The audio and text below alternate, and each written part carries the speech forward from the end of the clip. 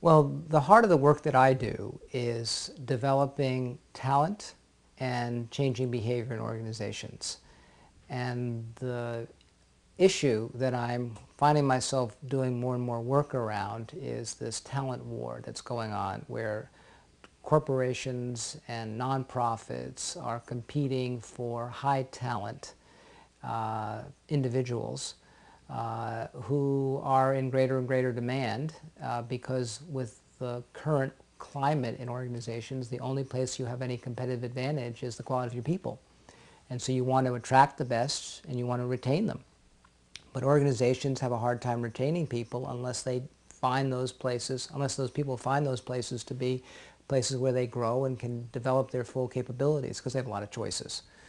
So a lot of those people leave for a variety of reasons, and so retaining people is not easy to do for large organizations. Sometimes they have the resources, but people aren't interested because they can find those kinds of, resources in other places. They get paid well.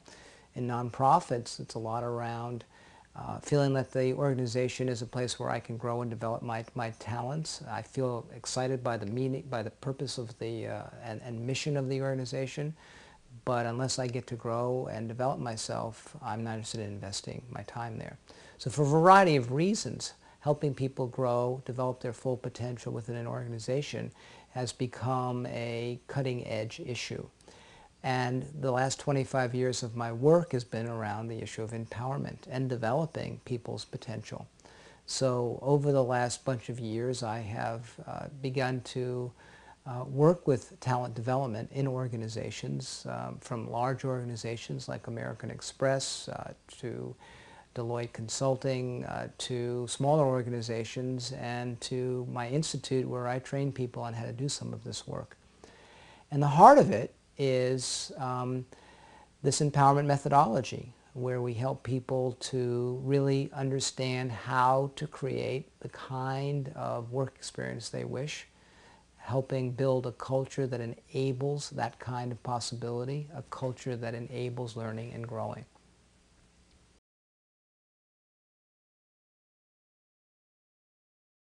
The very first thing that I do is I begin to do an assessment on what their ability is to develop talent. And the way I describe that is determining if they have a culture that's able to uh, support learning and growing. I often call that culture an exploration of their soil, how fertile it is for learning and growing. Do they have a culture that supports learning and growing? And we do a basic assessment. And there are 6 values or qualities around which I have them assess their culture. And then we rate each value on a scale of 1 to 10. And if they have a score of 7 or above, then I say they have the wherewithal to change behavior and develop people. If they don't have a score of at least 7, then we have to start on fertilizing the soil, getting the culture capable of learning and growing. And some of those areas are the trust factor. If people don't have a high level of trust in the organization, they're not going to take a risk. They're not going to try out new behaviors. They're not going to, explore parts of themselves that they've never experienced before because they're going to be afraid that somehow they'll be reprimanded or diminished if they make mistakes. Another one is the quality of communication. Is there authenticity, or do people hold on to the issues? These aren't rocket science. But when you put them together, you really get a read on whether or not change can happen. And most change initiatives just assume that you can create the change, and most of them don't succeed as a result of not understanding how to create a culture that enables that. So that's the starting point. And then the next step is to identify what are the new behaviors that need to be adopted, by whom, and then to begin to build a behavioral change intervention to further that. And it may be me delivering it directly. In some cases, I train others to deliver it. In the case of American Express and Deloitte, my work was to train others to deliver it so that we could leverage my intervention more dynamically. In some cases, I go right in there and do it directly if they're not looking to build their own internal capacity.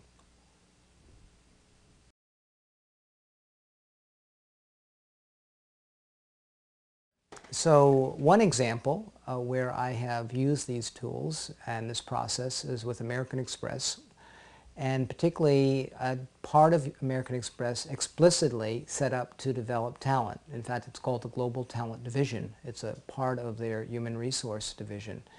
And their job was to develop talent explicitly and to teach people who are managers how to develop talent, but they didn't really have a lot of skill in doing that. So they brought me in to help them build their talent development capability and to help them build a value proposition for the businesses that they were trying to serve as internal consultants to do this.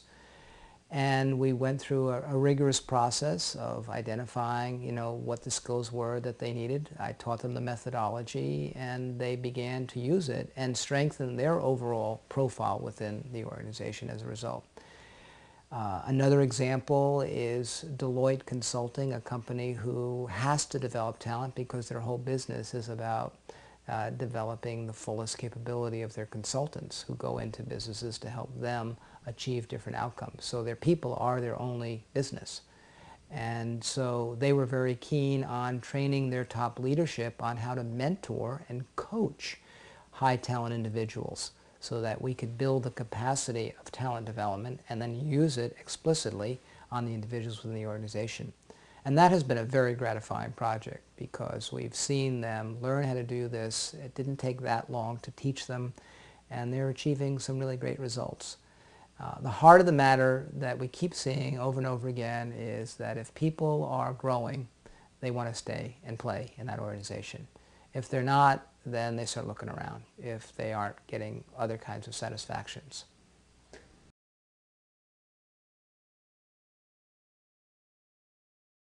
What we're doing is helping develop people and a culture simultaneously. That is to say that sometimes there's a desire to sort of work at the structural level, and sometimes there's a desire to work at the organizational, at the individual level.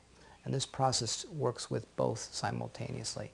It looks at the kind of culture that needs to be uh, in, designed to enable learning and growing, and it also designs a process for people to begin to go through that kind of a change process explicitly.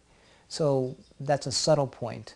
I think another thing that I think at the end of the day makes it unique, if you will, is the focus on behavior change as opposed to just training and developing a leadership process or a change or a training program. This is very honed in on individuals' behaviors that need to change.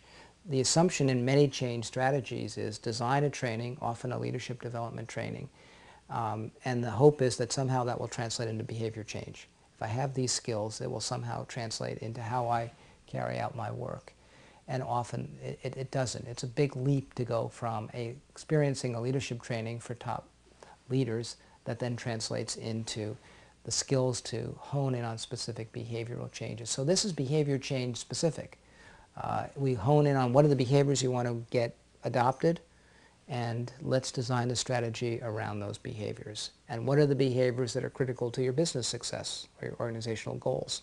So it's very customized around that process. And then we build capacity internally. So that's, among other things, one of the things that I think makes it unique. And I think one other thing is that we work with a model called social diffusion, which looks at how you diffuse this change strategy to people that are most receptive, early adopters, people most receptive to this kind of innovation, who then diffuse it to the next level out called the early majority. Many change initiatives just start with rolling out a strategy. Come hell or high water, people will receive this. And that tends to not work very well, and there's often pushback.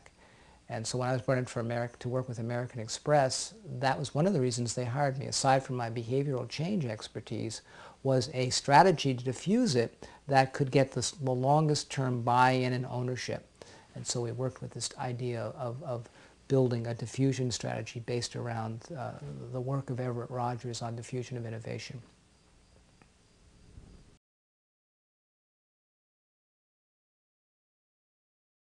One of the things that I think is so exciting about this work right now is that it is so much about developing people, which is where my passion is. And it's exciting that developing people's full potential has become the great competitive advantage. And so I feel very excited because I can add value to that and make a difference and help corporations and organizations serve their people and increase their goals, whether that be profitability or that be their social mission.